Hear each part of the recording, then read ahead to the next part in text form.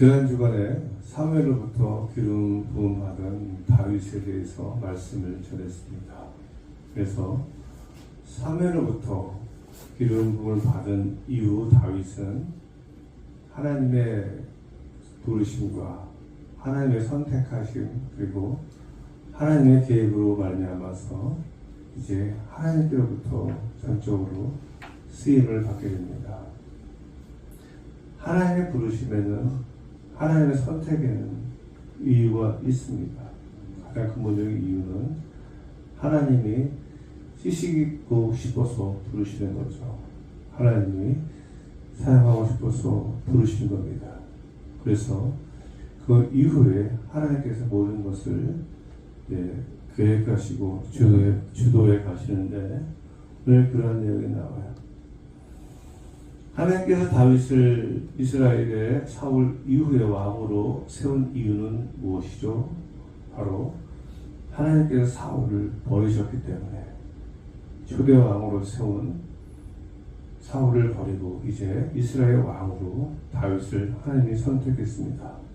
그래서 사울을 버리고 다윗을 등극시키는 장면이 오늘 본문에 나오는데요. 하나님께서 어떻게 역사하시냐면 오늘 이렇게 나와 있습니다. 하나님이 부르시는 악령에 사울이 사로잡혀서 번뇌하게 합니다. 하나님이 부르시는 악령. 그러니까 하나님이 하셨다라는 것이죠. 그죠? 하나님이 하셨다. 사울이 왜 악령에 사로잡혔는가 하면은 하나님께서 사울을 버리시려고 하나님이 하신 거죠. 그래서 이렇게 고통 가운데 번뇌하는 사울을 보고서 부하들이 건의합니다. 14절로 15절 말씀인데요. 사울의 신하들이 그에게 이르되 보소서 하나님께서 부리시는 악령이 왕을 번뇌하게 하오는줄. 그죠? 하나님이 했다는 거예요. 번하건대 우리 주께서는 당신 앞에서 모시는 신하들에게 명령하여 수금을 잘 타는 사람을 구하게 하소서.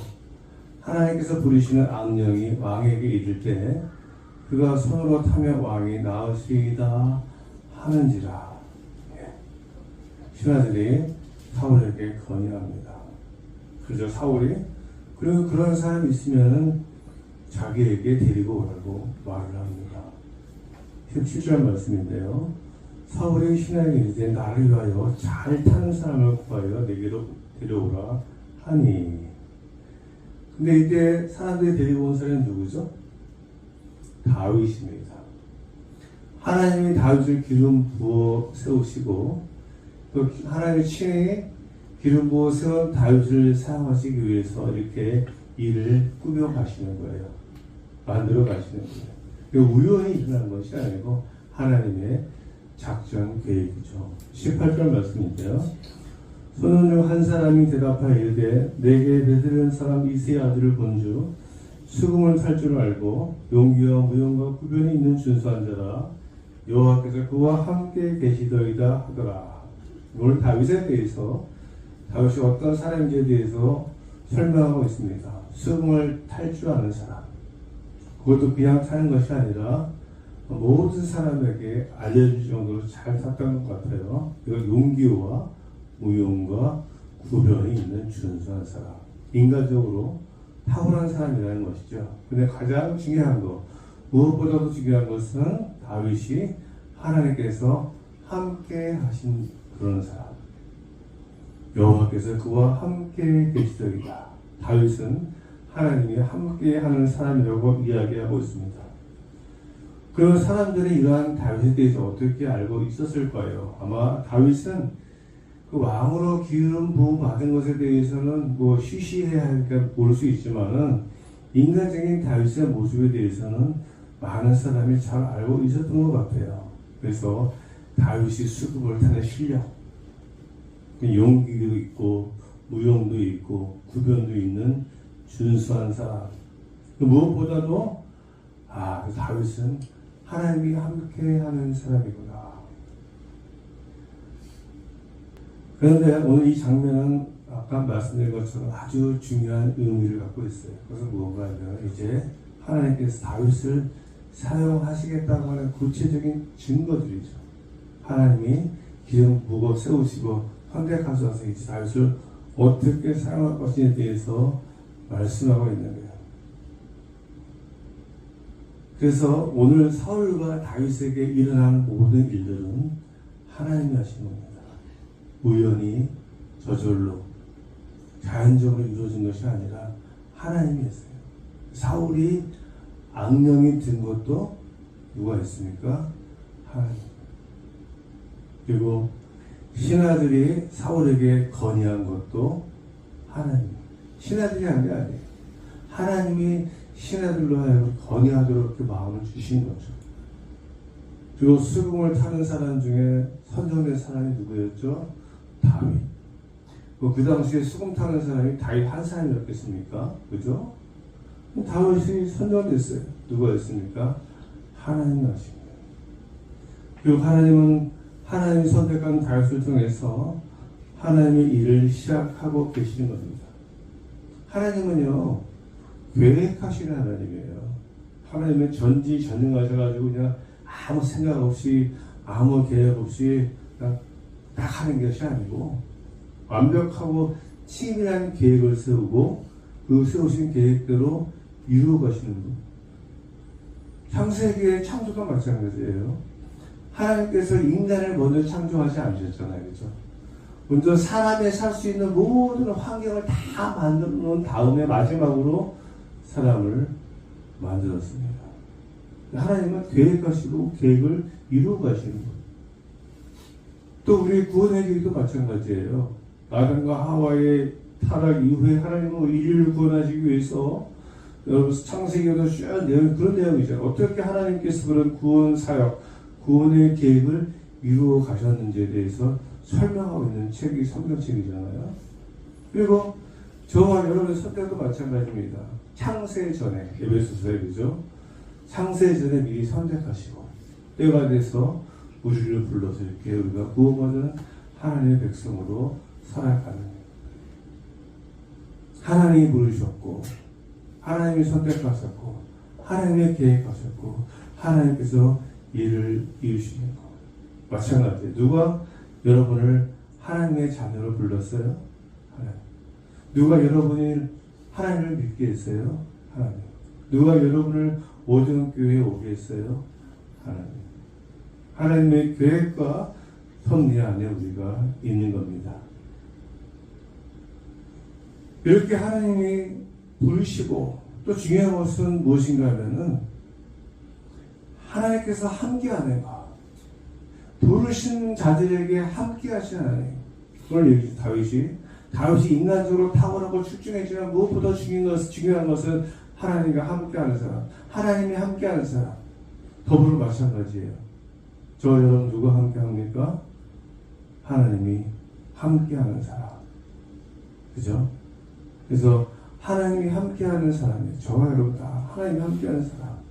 그래서 21절로 22절 이렇게 이야기하고 있어요. 다윗이 사울에게 이르러 그 앞에 모셔 성에 사울이 그를 크게 사랑하여 자기의 무기를 주는 자로 삼고 또 사울이 이새에게 사람을 보내어 이르되 원하건대 다윗을 내 앞에 모셔 서게 하라. 그가 내게 은총을 얻었느니라 합니다. 이것도 하나님이 하신 거죠. 물론 나중에 이제 사울과 다윗이 철저히 원수가 되긴 하지만 그래도 일단 하나님이 다윗을 부르시고 다윗이 처음 기름 부음 받은 이후에 다윗으로 하여금 온 이스라엘에 알려지게 하는 계기가 사울과의 관계에서 시작되지 않습니까? 그래서 다윗이 사울에게 이르러 그 앞에 오니까 사울이 그를 크게 사랑하겠어. 하나님께서 사울이 다윗을 크게 사랑하게 하시고 자기의 무기 드는 자로 병기 든 자로 요즘 말로 비서실장 왕의 비서실장으로 세웠어요. 목동에서 졸지에 비서실장이 되었어요. 하나님이 하신 것이죠. 그냥 사울에서 수금을 타고 양하시던 이 다윗이 하루아침에 왕의 비서실장이 됩니다. 또 이것뿐만 아니라 사울이 그 다윗의 아버지 이새에게 사람을 보내서 뭐라고 이야기하는 게 하면은 다윗을 내 앞에 모셔서게 하라. 나를 모시게 하라. 내한테 가까이 있게 하라. 그가 내게 은총을 얻습니다. 왕의 은총을 입은 다윗. 하나님이 한 것이죠. 그래서 하나님께서는 우리 부름받은 사람들을, 하나님이 선택한 사람들을 이렇게 사용합니다. 우리에게도 이렇게 다윗에게 일어날 일들이 일어나게 되어 있어요. 하나님이 우리를 불러서 하나님의 자녀로 삼아주신 하나님이 우리를 그냥 방치하고 계시지 않습니다. 우리를 부르신 것은 전적인 하나님의 은혜이지만 더불어 이제 우리가 하나님의 자녀가 되어 살아가면서 하나님 우리를 그냥 내버려 두신 것이라 우리가 함께 하면서 우리의 삶을 주관하시고 인도하시고 보호하시고 지키신다는 거예요. 여러분 그것을 믿으십니까? 네, 굉장히 중요한 믿음이에요. 하나님이 나를 불러서 하나님의 자녀로 삼아 주셨으면 이제 나의 삶은 온전히 하나님께서 책임져 주실 것이다. 나와 함께 하시는 하나님이 나와 함께 하시는 말미암아서 내 아픔 가운데서도 나의 고통 가운데서도 나의 문제 가운데서도 언제나 하나님 나와 함께 하시는 줄로 믿습니다. 찬송가 370장에 있는데요. 370장 가사 중에 이런 가사가 있습니다. 주 안에 있는 나에게 딴 근심 있으랴. 찬양은 주 안에 있는 나에게 다른 근심이 있으랴 없다는 거죠. 근데 찬송하면서 여전히 근심하고 있어요. 그런 찬송은 주 안에 있는 나에게 딴 근심이 있으려고 하면서 여전히 우리 안에 있는 근심이 있을 때가 있잖아요. 이럴 때마다 우리 마음속에 영적인 전투를 벌여야 합니다. 그래, 내 안에 있는, 내가 주님 안에 있는데 주님께서 나와 함께 하시는데 이 모든 근심과 걱정, 염려 싹 벗어버리고 믿음으로 서야지 할렐루야 이렇게 해야 되는데 주님께서 나와 함께 하시는데 될까? 이런 근심 속에 쌓여있으니 이걸 하나님이 주신 생각이 아니라 마귀가 주신 거죠. 그 생각을 뛰어넘어 믿음의 생각으로 바꾸는 것이 필요합니다. 믿음의 생각으로 바꾸는 게 필요해요. 인간적인 생각이 아니라 믿음의 생각으로 우리의 생각을 바꾸는 것. 생각이라는 것은 여러분 아시겠지만 끊임없이 우리의 머릿속을 흐르고 있잖아요. 하루에도 수십, 수백, 수천, 수만 가지 생각이 흐르는 온갖 생각들이 잘 흘러가는데 그냥 나도 모르게 어떤 생각에 팍 꽂히면은 그때부터 뭐가 생기죠? 불안, 걱정, 근심, 염려, 두려움이 생기는 거예요. 물론 기쁘고 감사하고 좋은 생각에 꽂히면 그렇지 않아요. 이상하게 우리의 생각은 기쁨과 감사와 좋은 곳에 꽂히는 것이 아니라 꼭 부정적인 곳에 꽂혀요. 이게 안 되면 어떡하지? 그게 꽂혀가지고 그거 자꾸 생각은 막 흘러가는데 그 흘러간 생각 중에 한 가지만 딱 잡고서 막 걱정을 하는 거예요. 그 불안해지고 우울해지고 두려워지는 거죠. 제가 이명이 있는데요. 이명 24시간 동안 귀에서 매일가 울어요. 근데 예전에는 이명이 계속 오니까는 거기에 딱 꽂히잖아요. 문제 잠 못 자는 거예요. 우울해지고 불안해지고 거기다가 제가 이제 도가 통해가지고 내가 왜 여기에 꽂혀있지? 이거 흘러갈 건데 그거 잊어버려요. 그냥 이명이 있으면 그냥 흘러가 버리는 거예요. 우리의 삶 속에 그런 것들이 너무 많아요. 생각은 늘 흘러가는데 쓸데없는 걸 팍 꽂혀가지고 자기가 사로잡혀가지고 붙잡고 걱정하고 근심하고 두려워하고 염려하는 이 어리석은 그 믿음이 부족한 거죠. 담대하게 나와 함께 하신 하나님께서 이것도 해결해 주실 줄로 믿습니다. 그래서 우리가 좋아하는 말 있잖아요. 이 또한 지나가리라. 괜찮은 말 같아요. 이 또한 지나갑니다. 우리 아내들이 막 속썩이고 힘들게 하고 어렵다 할 때 이놈이 인생에 망가지면 어떡하나 이것 때문에 꽂히지 마세요. 그것 때문에 인생이 망가지지 않습니다. 자녀 키우면서 그냥 한때 그렇게 흘러가는 거예요. 근데 저도 우리 아들 셋 키우면서 그냥 뭐가 좀 잘못된 게 있으면 거기에 꽂혀가지고 이놈 인생이 망칠까봐 어리석은 거죠. 나와 함께 하시는 그 하나님을 말미암아서 이 모든 것들이 다 해결될 줄로 믿습니다. 다윗은 이러한 사람이었어요. 다윗은 수많은 고난과 고초를 겪었지만 그 가운데서 우울증 걸리고 불안장애 걸리고 공황장애 걸리고 그러지 않았습니다. 왜? 하나님께서 나와 함께 하시는 확신하기 때문에. 시편 23편 다윗이 지으시잖아요. 여러분 아시지 않습니까? 여호와는 나의 목자시니 내가 부족함이 없으리로다. 그가 나를 푸른 풀밭에 누이시며 실만한 물가로 인도하시는도다. 내 영혼을 손에 지키시고 자기 이름을 위하여 의의 길로 인도하시는도다. 내가 사망의 음침한 골짜기로 다닐지라도 해를 두려워하지 않을 것은 주께서 나와 함께 하심이라. 그래요. 내가 사망의 음침한 골짜기로 다닐지라도 해 받는 것을, 고통받는 것을, 고난받는 것을 두려워하지 않는 것은 왜요? 주께서 나와 함께 하십니다. 사망의 음침한 골짜기라는 것은요, 이 시편 23편 다윗이 말년에 지으신데요, 다윗이 진짜로 사망의 음침한 골짜기, 죽음보다 더한 고통 가운데 빠질 때가 무지하게 많았거든요. 여러분 한번 사무엘 한번 읽어보세요. 정말 다윗처럼 큰 고난받은 사람이 없어요. 이런 죽음 같은 고통의 시간들을 다윗이 엄청나게 많은 세월을 보냈는데 그 고통, 그 죽음 같은 고통 가운데서 해받는 것을 두려워하지 않는 것은 왜? 하나님께서 나와 함께 하시기 때문에. 그리고 뒤에 뭐라고 고백합니까? 주의 지팡이와 막대기가 나를 안위하시나이다.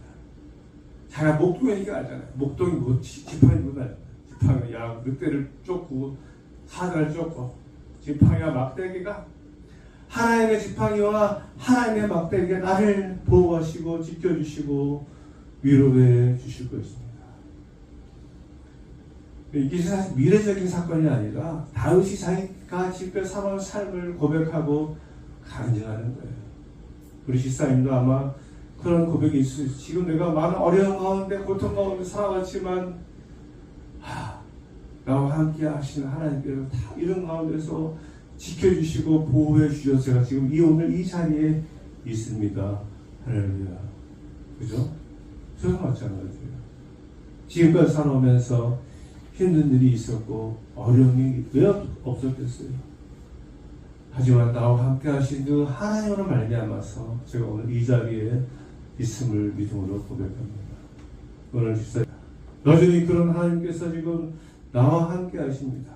나와 함께 하시는 하나님께서 하나님의 지팡이와 막대기로 저를 지켜주시고 보호하시고 인도해 주실 줄로 믿습니다. 이 다윗의 고백이거든요. 저와 여러분도 마찬가지죠. 하나님께서 다윗을 기름 부어주시고 다윗을 사용하기 위해서는 다윗을 어떻게 하든지 지켜주고 보호해 주셔야죠. 다윗을 통해서 하나님의 뜻을 이루기 위해서는 하나님의 다윗을 그냥 버릴 수 없어요.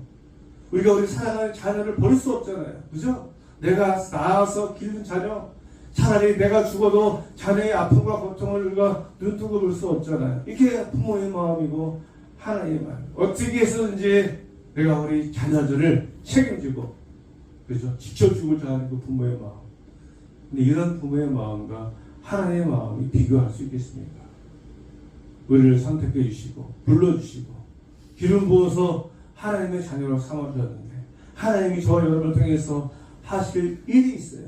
다윗에게만 일이 있는 것이 아니라 다윗을 통해서만 하나님께서 일을 이루시겠다는 것이 아니라 저와 여러분을 통해서도 이루실 하나님의 선하신 뜻이 있음을 믿습니다. 그래서 불렀거든요. 우리 신일사님 이제 말씀을 맺겠습니다. 하나님은 하나님의 일을 위해서 하나님의 사람들을 부르십니다.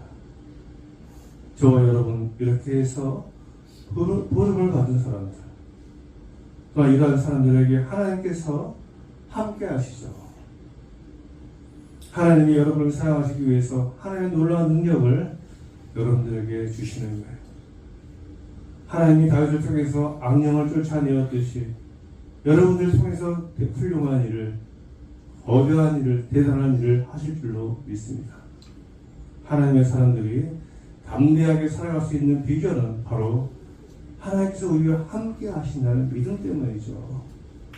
하나님이 나와 함께 하신다는 믿음 때문에 사망의 음침한 골짜기로 다닐지라도 우리가 두려워하지 않는 거예요. 담대함으로 살아가는 거예요.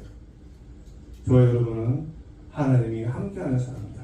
그러므로 아무리 힘들고 어려운 상황에 처한다 할지라도 함께하는 하나님의 신뢰함으로 말미암아 날마다 승리하는 삶을 살아갈 수 있는 저와 여러분 되시기를 간절히 소원합니다.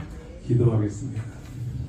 하나님 감사합니다. 오늘 다윗에게 함께 하셨던 그 하나님께서 우리에게도 함께 하실 줄로 믿습니다. 다윗을 불러서 기름 부어 세우시고 다윗을 통해서 하나님의 일을 하기를 원하시는 것처럼 우리를 하나님의 자녀로 삼아주시고 선택해 주신 것은 우리를 통해서 하나님의 일을 하기를 원함을 믿음으로 고백합니다. 그러므로 우리가 어떠한 상황에 처한다 할지라도 낙심하고 두려워하는 것이 아니라 너와 함께 하시는 그 하나님을 말미암아서 담대하게 믿음으로 승리하며 살아갈 수 있는 귀한 하나님의 자녀들 되게 하여 주옵소서. 감사드리오며 예수님의 이름으로 기도드렸습니다. 아멘.